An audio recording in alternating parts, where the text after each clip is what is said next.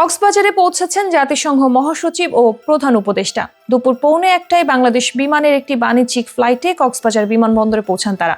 সারাদিন কক্সবাজারেই উপস্থিত থাকবেন ডক্টর মোহাম্মদ ইউনূস ও জাতিসংঘ মহাসচিব আন্তোনিও গুতেরেস। সন্ধ্যার পর 1 লক্ষ রোহিঙ্গা শরণার্থীর সঙ্গে ইফতারে যোগ দেবেন তারা।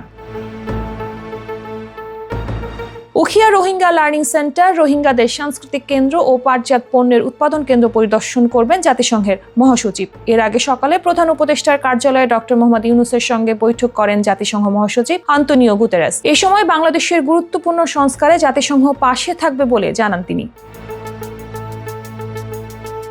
তবে সফর শেষে কক্সবাজার থেকে আজই ঢাকায় ফিরবেন প্রধান উপদেষ্টা ও জাতিসংঘ মহাসচিব। ঢাকায় ফিরে আরও ব্যস্ত সময় পার করবেন তারা। শনিবার ঢাকায় জাতিসংঘের কার্যালয়ে যাবেন তিনি।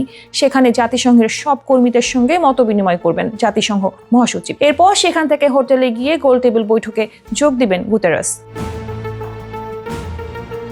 বাংলাদেশে জাতিসংঘের আবাসিক সমন্বয়কারী গোয়েন লুইস এ নিয়ে বলেন, এটি একটি গুরুত্বপূর্ণ সফর। প্রধান উপদেষ্টার আমন্ত্রণে তিনি রমজানে সংহতি জানাতে বাংলাদেশে আসছেন। প্রতি বছর তিনি রমজানে মুসলিম দেশগুলোতে সফর করে থাকেন। এছাড়া সফরে তিনি রোহিঙ্গা নিয়ে আলোচনা করবেন। সেখানে আন্তর্জাতিক সহায়তা বিষয়টি উঠে আসবে বলে আশা করা হচ্ছে।